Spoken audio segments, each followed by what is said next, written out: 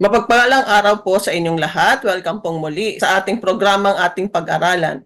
Ang ating pag-aralan ay isa pong online Bible study sa Tagalog na ang gamit ay Amazing Facts Study Guide. Dito po ay matatalakay ang mga karaniwang tanong natin sa buhay at ang mga sagot po ay makikita sa mga teksto sa Bible.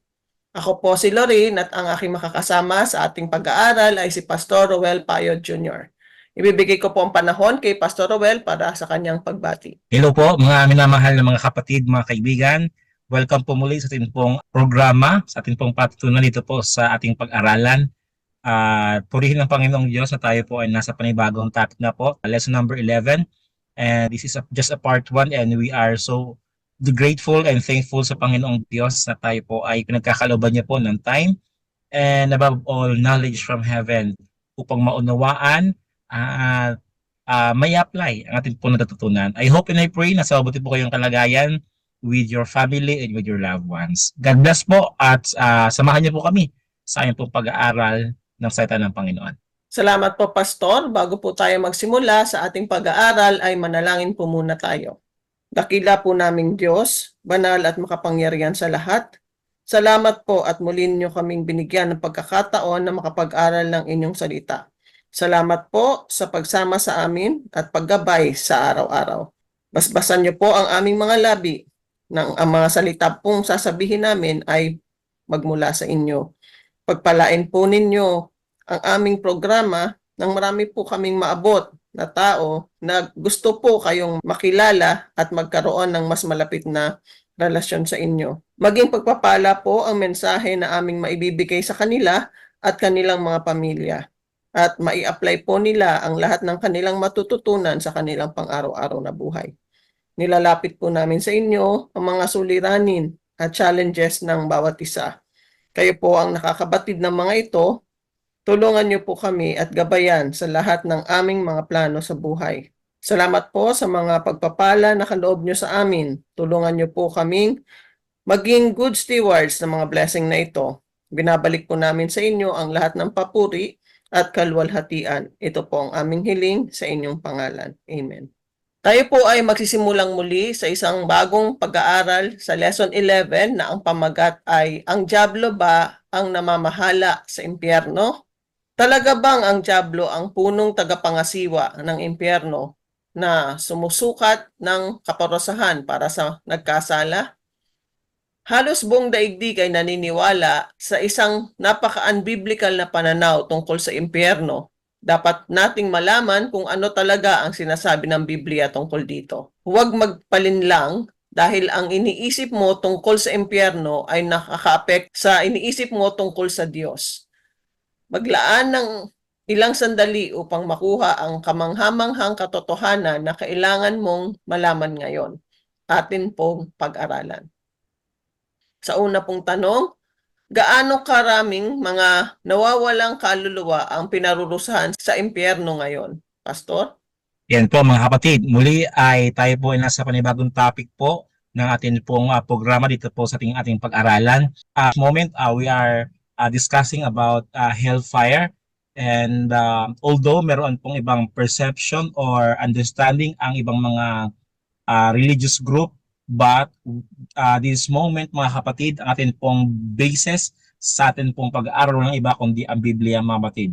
Ito, what does the Bible say about those who are not saved or unsaved? And what does the Bible say about hellfire or imperno po sa Tagalog mga kapatid? So, tanong po ay, unang tanong, how many lost souls are being punished in hell today? Meron po ba?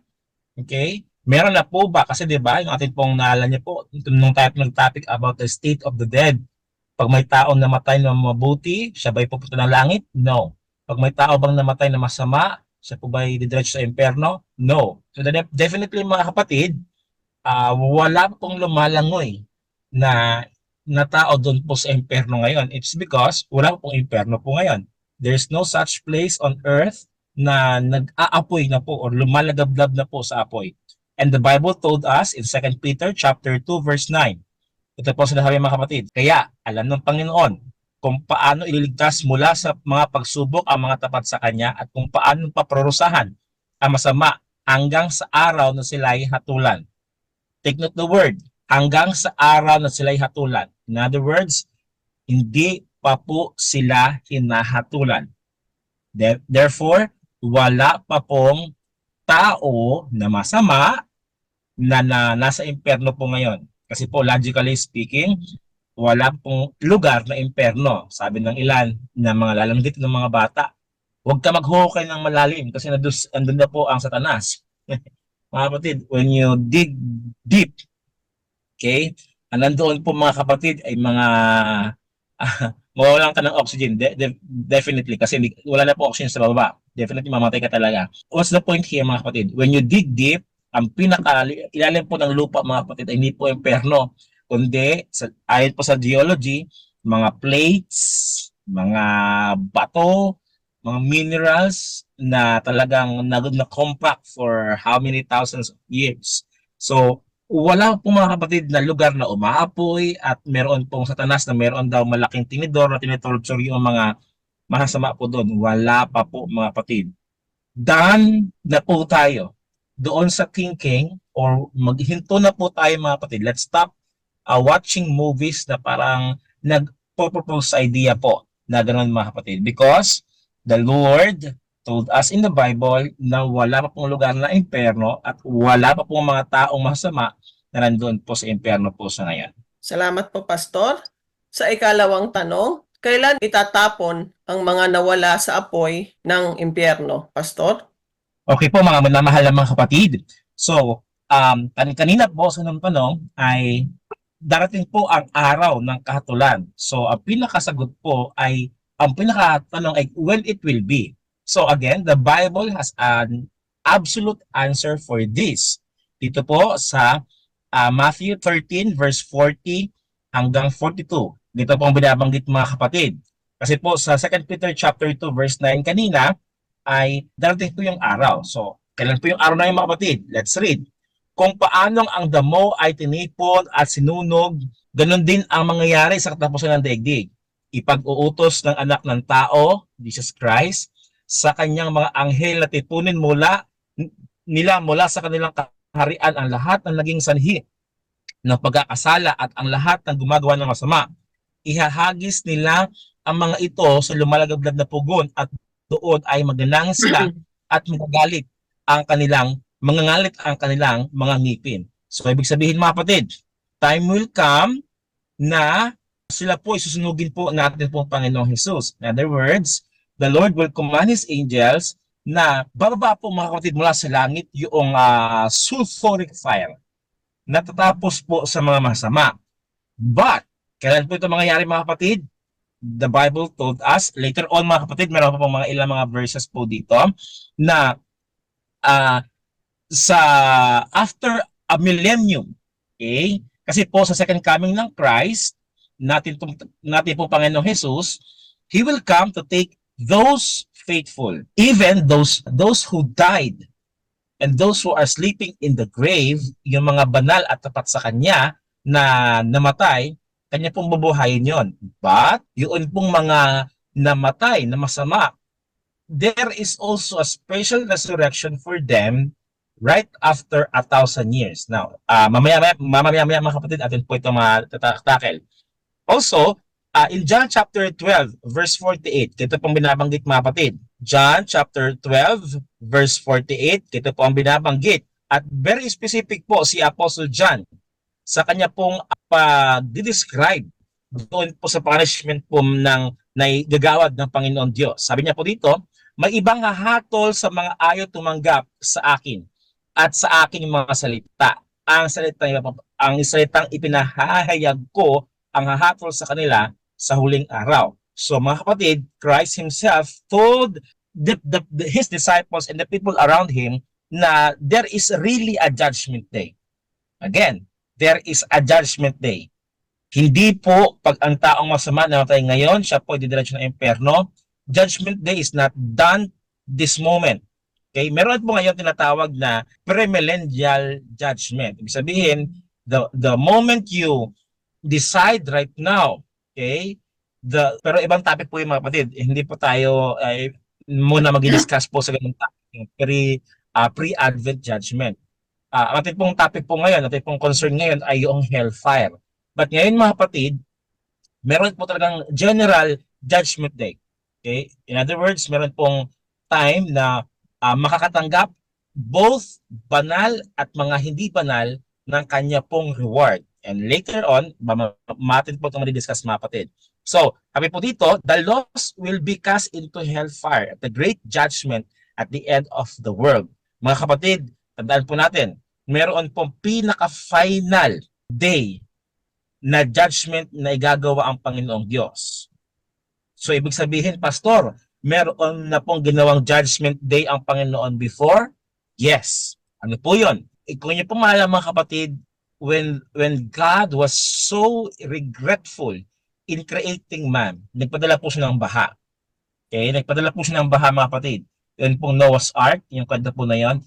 He really judged the earth and wiped those wicked through flood. But this time, ito na po yung pinaka-final mga kapatid. Ito na po yung dagat-dagat ng apoy. Hindi po ito tubig, kundi apoy po mga kapatid. Yes, there are stories in the Bible, also in the Sodom at Gomorrah, ng Panginoon po ay nag-execute ng judgment. But the time will come, the great and final judgment day will come, mga kapatid. At ito po yung hellfire para po sa mga masama. Salamat po, Pastor, sa ikatlong tanong. Nasaan ang mga hindi ligtas na namatay na? Pastor? So mga kapatid, nasaan po sila ngayon? If you remember a previous topic sa mga state of the dead, both wicked and those who are saved na namatay po mga kapatid, they are waiting on the resurrection day. They are sleeping po mga kapatid. Ang banal, they will be resurrected when the Lord returns.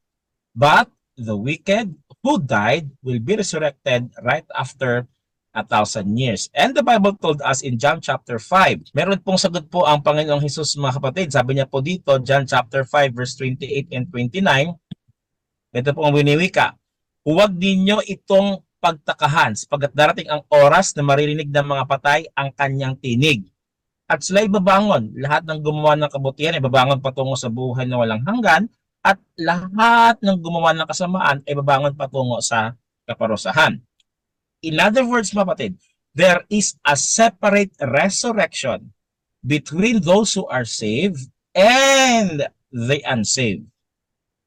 Ang mga naligtas, babangon sila at magumana ng buhay na walang hanggan. But, yung mga wicked, babangon sila mga kapatid to receive their punishment. Alam niyo po, may nagsabi sa akin, Pastor, ganun na ba kasama ang Panginoong Diyos? Yung mga masama namatay na nga tapos gigisingin pa, bubuhayin pa para patayin ulit. Mga kapatid, kasi po yung mga masasama na namatay, hindi po nila alam yung magnitude ng kanila pong ginagawang kasamaan. So the Lord will definitely settle everything. Okay? Settle everything mga kapatid. Na sasabihin po ng mga masama in the day na sila po'y babagunin ng Panginoong Diyos na God is justice. God is just. God is merciful. Silang lang po talaga ay talagang matitigas ang ulo at palaging tumatanggi po sa Panginoong Jesus. Okay po? Yes, the Bible is specific. Both the unsaved and the saved who have died are in the graves right now. Sila po ay natutulog, mga kapatid, mga kaibigan. If you remember our previous topic about that. Salamat po, Pastor. Para sa ika-4 na tanong, ano ang resulta ng kasalanan? Pastor? Mga kapatid, ano po ba ang resulta ng kasalanan? Yes, ang resulta po ng kasalanan in Romans chapter 6 verse 23, ito po ang binabanggit, sapagkat kamatayan ang kabayaran ng kasalanan. Okay mga kapatid, pero hindi po na natatapos. Kasi po, yes, ang first sentence ay napaka malungkot. Yes, the wages of sin is death. Pero ang kasunod po mga kapatid, meron po siyang kama eh. Hindi po tuldok yung nakalagay eh. Otherwise, tapos, okay. Pero may kama po siya, ibig sabihin may kuwit, may karugtong. Ngunit ang walang bayad na kaloob ng Diyos ay buhay na walang hanggan sa pamamagitan ni Hesus Kristo na ating Panginoon. Ibig sabihin mga kapatid, Though sin promoted death, Christ promoted life. The problem with humanity, mga minamahal na mga kapatid, kung ano yung may bayad, yun yung pinipili. Kung ano yung free, yun yung nire-reject. Yung sin, may bayad. Pero yung eternal life, free, ayaw tanggapin. Yung bisyo, may bayad. Alam siguro nag-bisyo ngayon na walang bayad eh. Kahit sigarilyo pa yan, alak pa yan, pamababae, drugs, etc., etc. Lahat yun magastos, mga kapatid. I don't know, I don't understand. Bakit nag-spend too much ang mga tao po doon? Well, in fact, hindi po true joy. Temporary joy lang po yun, mga kapatid. Pero ang eternal life na walang bayad ay ayaw pong tanggapin ng tao, mga kapatid. Okay? Yeah. The wages of sin is death, mga minamahal na mga kapatid. Tandaan po natin, the wicked will perish. Ang masama, sila po ay hahatulan po ng atin pong Panginoong Diyos, mga kapatid. Salamat po, Pastor. Sa ikalimang tanong, ano ang mangyayari sa masasama sa impyerno? Pastor? Ito na po ang pinaka-end point ng mga masasama, mga kapatid. Dito po sa Revelation chapter 21 verse 8, dito po ang binabanggit. Subalit para naman sa mga duwag, mga taksil, mga gumagawa ng kasuklam-suklam na bagay, mga mamatay tao, mga nakikiapid, mga mangkukulam, mga sumasamba sa Diyos-Diyosan, at lahat ng mga sinungaling ang magiging bahagi nilaywa sa lawa na nagliliyab na apoy at asupre. Ito ang pangalawang kamatayan. So, ibig sabihin mga kapatid, kung sila po'y namatay una, ito yung pangalawa mga kapatid. At dinetalye po one by one ng atin pong Panginoong Diyos through John the Revelator ang pangitain kung paano po mamamatay ang mga taong ito through sulfuric fire. At talagang napaka-detalye po mga detalyado po mga kapatid, yung mga nakikiapid, mga may tao, kasuklam-suklam, mangkukulam. So mga kapatid, nakakalungkot pero hindi po ito kailangan pong baliwalain mga kapatid. This again, before I continue mga kapatid, we are discussing this topic not to give fear to you. Okay? Naalala ko po noong 2016, hanggang po natapos po ang pananungkulan po ng Presidente Duterte, ang dami pong takot sa drug war ng Pangulong Duterte, ng administrasyon niya po mga kapatid. Ang daming takot. Pero may nabasa po kong comment doon sa pahayagan, sabi ng comment, bakit ka matatakot kung hindi ka naman gumagawa ng kasamaan? Logically speaking, kapatid, sino ba natatakot? Siyempre, yung gumagawa ng mga masama, yung nasa listahan ng tokhang, yung mga yung mga yung mga salot sa lipunan, yun yung talagang dapat matakot. Pero kung ikaw ay mabubuting mamamayan, sumusunod sa batas, wala kang dapat ikatakot. Same with the hellfire. Wala kang dapat ikatakot mga kapatid. If you really submit your life to Christ, if you surrender your life to Him, mga kapatid, hellfire is not a thing to you. Okay? Hellfire is not a big issue to you. But hellfire is, what, I don't know the term mga kapatid, pero hellfire is a warning to you. Pero, again, magtatapat ka sa Panginoong Diyos not because you are afraid of hellfire. Magtatapat ka sa Panginoong Diyos because you love Him, mga minamahal na mga kapatid, mga kaibigan. So, tandaan po natin, lahat po ng mga masasama, sila po ay magmamana ng dagatang apoy, hindi po ng buhay na walang hanggan mga kapatid. Tandaan po natin, when our first parent commit sin, Adam and Eve, sila po ay tinanggal po doon sa Garden of Eden. Nahinto po yung pagkain nila or hindi the moment they committed sin, talagang ginmardyahan ng anghel ng Garden of Eden mga kapatid para hindi po sila makakain ng puno or bunga ng buhay na walang hanggan. So ibig sabihin, para hindi po mag-last long into eternity ang kasalanan, hindi na po sila nakakain mga kapatid, mga kaibigan. So definitely, mga kapatid, sin will end. And that time will really come very soon mga kapatid. Salamat po, Pastor. Para sa ika-6 na tanong, kailan at paano mag-aapoy ang impyerno? Pastor? Yes po mga kapatid, kailan at paano mag-aapoy? We have read this passage mga kapatid kanina pero akin lang pong ulit babasahin po. sa Matthew chapter 13, verse 40 and 42.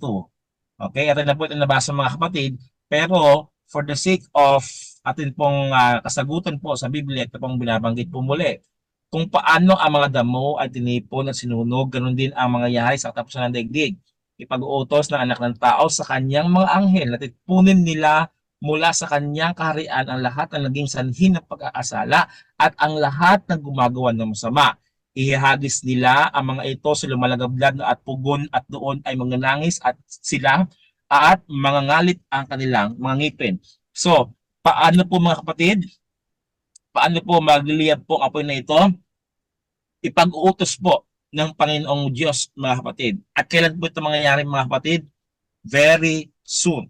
Right after 1,000 years, sila po ay 1,000 years vacation ng mga banal doon sa langit.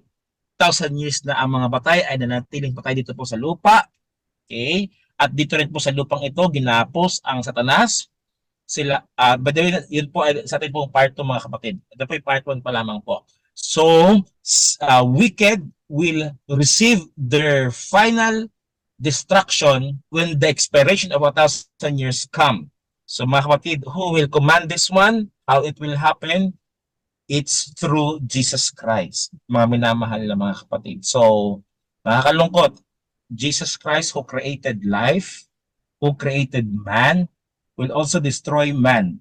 Salamat po, Pastor. Sa ikapitong tanong, gaano kalaki at gaano kainit ang magiging apoy ng impyerno? Pastor? Alam niyo mga kapatid, pag tayo po napapaso, talagang napapaaray tayo. Okay po, meron po ang degree burn na binabanggit. First degree, second degree, third degree. Pero ito pong hellfire mga kapatid ay hindi lang po ito first, second, third degree. At talagang sa sobrang sakit ay talagang sabi nga po sa binasa natin kanina sa Matthew 13 verse 40 to 42, magngangalit ang ngipin. So sabihin, it's so painful mga kapatid. But the Bible told us, 2 Peter chapter 3 verse 10, ito pong binabanggit mga kapatid ng atin pong Apostol Pablo. Ngunit ang araw ng Panginoon ay darating tulad ng isang magnanakaw. Sa araw na iyon, ang kalangitan ay biglang mawawala, kasabay ng isang malakas na ugong. Matutupok ang araw, buwan at mga bituin, at ang mundo at ang lahat ng mga bagay na ito ay mawawala. Mga kapatid, mga kaibigan, nakakalungkot. Talagang ang araw ng Panginoong Diyos ay sobrang init, mga kapatid. Ito po tinatawag katulad nga po na sabi nga po ng oven, ng pugon, mga kapatid, yung binanggit po kanina sa Matthew. Mga kapatid, sobrang init po ng impyerno. Hellfire will be just as big as this earth because it will be the earth on fire. Buong mundo mga kapatid maglalagablab sa apoy. Kasi po ang purpose po ng apoy na iyon ay upang tapusin lahat ng nabahiran ng kasalanan, mga kapatid. Tao, hayop, lahat. Lahat po may natutupok po mga kapatid. Lahat ng resulta ng kasalanan ay tatapusin po ng dagat-dagatang apoy, mga minamahal na mga kapatid, mga kaibigan. Mamaya, stay tuned. Meron po kong babagutin mga kapatid. I hope hindi po kayo natatakot habang ako'y po ito binabanggit. Ito po yung reality po at teaching po ng Biblia na hindi po kailangan po itong skip mga kapatid. But stay tuned. Ay sabagkat ito po ay meron pong hope sa kwento po na ito mga kapatid. Salamat po, Pastor. Sa ikawalong tanong, hanggang kailan magdurusa ang mga masasama sa apoy? Pastor? Hanggang kailan mga kapatid? Kasi may text po sa Bible na sabi po doon na day and night sa Revelation po na sila po ay nangalit ng ngipin. Day and night sila po ay I think I skipped that one. Pero pero sa Revelation po ito mga kapatid, sabi po doon na magangalit po ang ngipin nila day and night. Now mga kapatid, don't you think na ang Panginoong Diyos will conduct a thing na para po sila ay magngalit parang to eternity mga kapatid? I mean, my point here is this. Hindi po Diyos ng pag-ibig ang Panginoong Diyos if into eternity there is such a place na lumalagablag po ng apoy at doon po ay nagsisigawan yung mga kapatid na day and night sila po ay pinaparusahan. Wala po silang katapusan mga kapatid. Kumaga, pag ako sa eternity, naligtas mga kapatid, and then, syempre, into eternity, ako po magbabakasyon mga kapatid sa kalawakan at sa buong universe, and then, there is such a time na ako po nakabisita sa isang lugar at may naamoy na something na susunog, tapos hindi po pinasabihin ng Panginoon o ng anghel, awag ka dyan, awag ka dyan, kasi nandiyan yung sinusunog yung mga masama, and into eternity dyan sila susunugin. Mga kapatid, I don't believe God is a God of love, tapos meron pong ganong senaryo. Ang point lang po sa text po sa Revelation mga kapatid, na sila will be weeping and gnashing of teeth into day and night. Ibig sabihin lang po doon, into eternity, they will be remembered no more. Hindi na po muling babalik ang kasalanan mga kapatid. It's because God really do away and stop this sin, mga minamahal na mga kapatid. And Revelation chapter 22 verse 12, ito bang binabanggit mga minamahal na mga kapatid. At sinabi ni Jesus, makinig kayo, darating na ako, dala ko ang mga gantimpala, ibibigay sa bawat isa ayon sa kanyang ginawa. So mga kapatid, mga kaibigan, ang mga masasama ay magsasuffer po sila. Ang mga mabuti sila po natanggap ng reward ng Panginoong Diyos. At lahat po ay magiging fair. The Bible does not tell us how long the wicked will be punished before receiving death in the fire. God does specifically state, however, that all will be punished according to their deeds.